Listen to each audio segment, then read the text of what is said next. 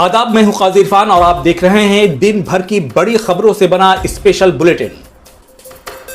MIM प्रमुख असदुद्दीन ओवैसी ने औरंगाबाद में चुनावी सभा में कहा है कि अगर 2 सीट भी जीत गए तो 288 पर भारी पड़ेंगे।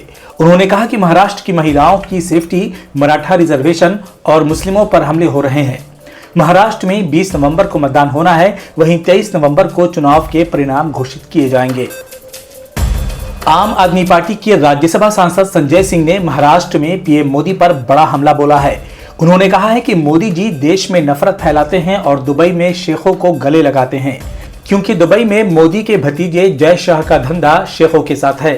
उन्होंने कहा कि ये लोग नफरत की राजनीति सियासी फायदा हासिल करने के लिए करते हैं। संजय सिंह ने कहा कि इनकी बटोगे तो कटोगे राजनीति को कूड़ेदान में फेंक देना चाहिए। झारखंड के सीएम हेमंत सोरेन ने कहा है कि बीजेपी चुनाव आते ही हिंदू मुस्लिम को लड़ाती है और घुसपैठियों को भगाने की बात करने लगती है। उन्होंने कहा कि बीजेपी हिंदू मुस्लिम करके असल मुद्दों से ध्यान भटका देती है, लेकिन इस बार जनता नफरत की राजनीति का जवाब वोट से देगी। गौरतलब है कि झारखंड चुनाव के दूसरे चरण की वोटिंग 20 नवंबर को होनी है। सपा प्रत्याशी हाजी रिजवान ने उत्तर प्रदेश के उप मुख्यमंत्री ब्रिजेश पाठक को जवाब दिया है। उन्होंने सवाल किया है कि भाजपा ने किसी तेज पत्ते की तरह नहीं फेंका। उन्होंने नाम गिनवाते हुए कहा है कि बीजेपी ने जफर इस्लाम, मुख्तार अब्बास नकवी और शहनवाज हुसैन जैसे नेताओं को तेज पत्ते की तरह निकाल फेंका है और पार्टी में हाशिए पर खड़ा कर दिया है।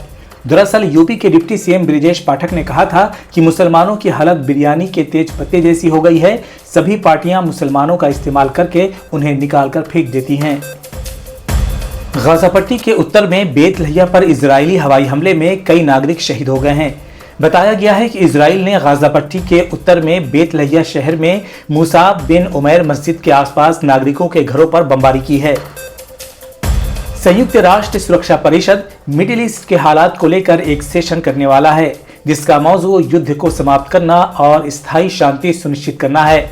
ये सेशन सोमवार को होगा।